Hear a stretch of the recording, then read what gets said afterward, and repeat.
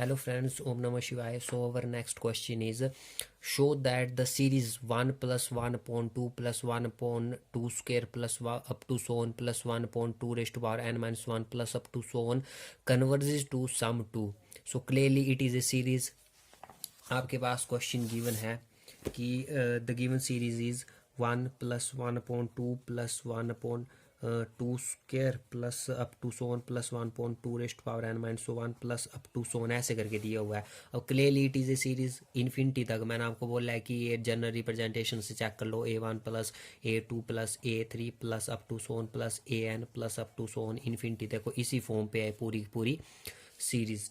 ठीक है, तो दिस इज ए सीरीज. अब ना आपको बोल रहा है कि show that this series converges to sum two, कि ये सम टू को कन्वर्ज करिए. मतलब जब आप कन्वर्जेंट चेक करने के लिए आपको मैंने क्या बोला था, जब भी कन्वर्जेंट आपने चेक करना है गिवन सीरीज, गिवन मैं लिख देता हूँ यहाँ पे, गिवन सीरीज इज कन्वर्जेंट और नोट. ये जब आपको कन्वर्जेंट और नोट ये जब आपको चेक करना है तो आपको सबसे पहले क्या निकालना पड़ेगा, पार्शियल सम निकालना पड़ेगा.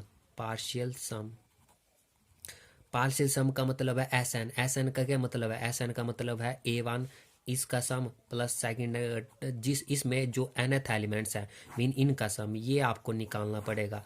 तो जो हम बोल लेंगे जब ये निकाल लिया आपने, तो जब आप limit n approaches to infinity ये जो इस पार्शियल सम है इसको अप्लाई करोगे ना, तो यहाँ पे कोई न्यूमेरिकल वैल्यू आएगी. अगर वो न्यूमेरिकल वैल्यू आ जाती है, इन्फिनिटी को छोड़कर कोई भी वैल्यू आ जाती है, ठीक है, तो वो क्या होगी, सीरीज आपके पास convergent. Otherwise that series is divergent. Now ये क्लियर हो गया, मैंने 2-3 बार आपको बता दिया.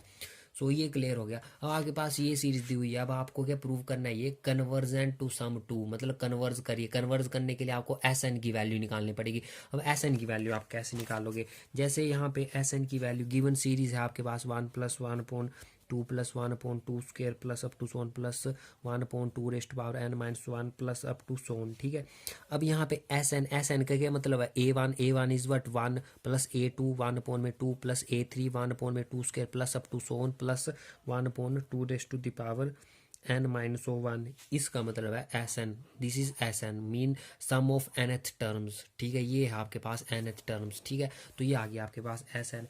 नाउ अब आपको दिख रहा होना ये क्या है आपके पास, this is your GP series. GP series कैसे मैंने पहचानी, क्योंकि यहाँ पे देखो 1 अपॉन में 2 1 अपॉन में 2 स्क्वायर ऐसे करके 1 अपॉन में 2 क्यूब आना था, 1 अपॉन में 2 रेस्ट 4 आना था, ऐसे करके रेपिटेशन हो रही है.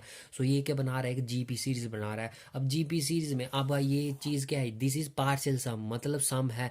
तो अब इस सीरीज का सम कैसे निकाल सकते हो आप, क्योंकि जब मैंने अब एक आपको पीछे क्वेश्चन कराया था तो उसमें सम आपने डायरेक्ट निकाल लिया था कि a1 की वैल्यू की फिर a2 की वैल्यू, फिर उनको डायरेक्ट ऐड कर दिया, थोड़ा आपके पास आ गया था सम. बट यहाँ पे सम निकालना जो है वैसे आप सम नहीं निकाल सकते. यहाँ पे जीपी सीरीज बन रही है और जीपी सीरीज के आपने सम निकालने के फॉर्मूले पढ़े हैं.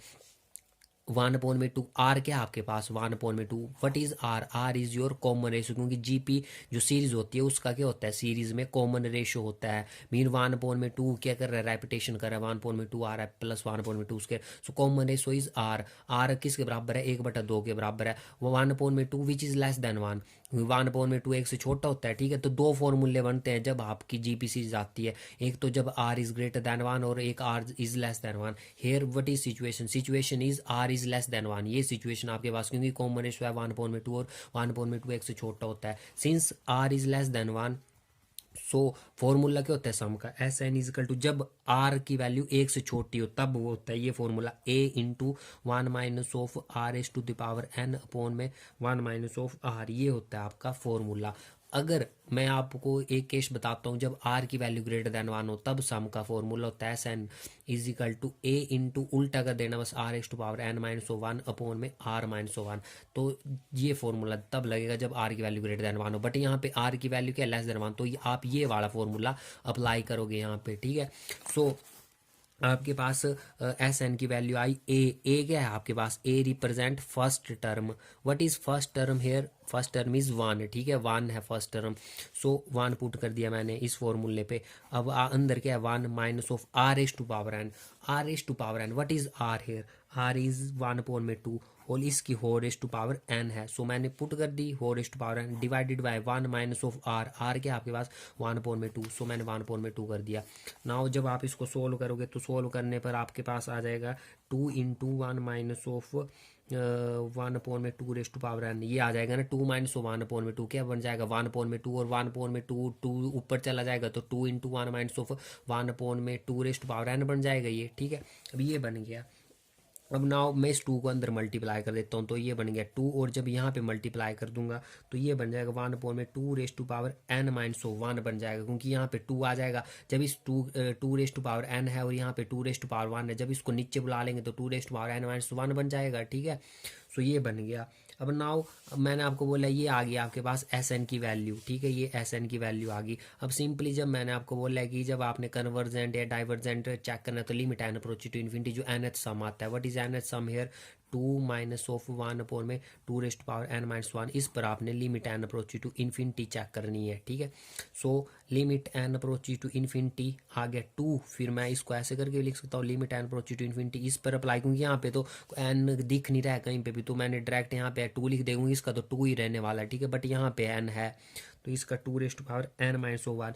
Now what is the limit N approach to infinity 1/2 raise to power N minus 1, this is equal to 0 के बराबर, ये पूरी पूरी limit N approaches to infinity 1/2 raise to the power N minus 1 is equal to 0। क्यों 0 के बराबर, क्योंकि ये क्या है, ये 1/2 रेज टू पावर समथिंग है और 2 raise to power N minus 1, जब आप एन की वैल्यू 1 पुट करो तो 1 माइनस 1 क्या हो जाएगा 0, 2 रेज टू पावर 0 के बन जाएगा 1, तो 1/1 क्या होता है 1 के बराबर होता है। फिर जब आप एन की वैल्यू 2 पुट करो तो यहाँ पे बन जाएगा 1/2 raise to power 2 minus 1 mean 1/2। तो इसका बोलने का मतलब है ये जो पूरी की पूरी वैल्यू है या तो इक्वल टू 1 होगी या लेस देन क्या होगी 1 होगी, बट कभी भी ग्रेटर देन 1 नहीं होगी। तो हमने एक फॉर्मूला पढ़ा है कि limit N approaches to infinity A N is equal to 0 if A N की वैल्यू क्या हो लेस देन 1 हो, ठीक है। तो यहाँ पे क्लियरली ए एन की वैल्यू क्या आ रही है आपके पास लेस देन 1 आ रही है या फिर इक्वल टू 1 आ रही है, ठीक है। बट ग्रेटर देन, अगर ग्रेटर देन 1 होती तब नहीं होना था इसने 0, ठीक है, तब 1 के बराबर होना था, बट यहाँ पे लेस देन 0 है। तो this whole limit N approach to infinity 1/2 raise to power N minus 1 is equal to 0। So what you left with, we left with 2, और limit N approach to infinity 2 किसके बराबर होता है 2 के बराबर, यहाँ पे आ गया 0, ये पूरी पूरी लिमिट 0 के बराबर।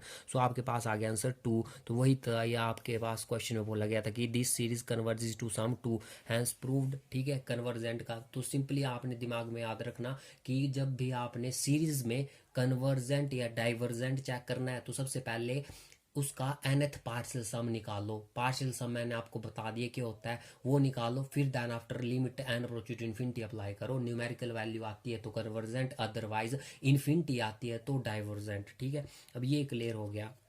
जब जीपी सीरीज आती है तो जीपी सीरीज में आपने चेक करना R common ratio, common ratio अगर लेस देन 1 हो तो ये फॉर्मूला अप्लाई करना, अगर कॉमन रेशो ग्रेटर देन 1 हो तो जो ये वाला फॉर्मूला है ये वाला अप्लाई करना आपने, ठीक है। देन आफ्टर कॉमन रेशो से आपका ऐसा का सम निकल जाएगा, जब सम निकल जाएगा उस पर भी limit N approach to infinity apply करो और देन आफ्टर आपके पास आपका आंसर निकल जाएगा कि वो कन्वर्जेंट है या डाइवर्जेंट है, ठीक है। सो नेक्स्ट वीडियो में हम नेक्स्ट क्वेश्चन करेंगे। Thank you.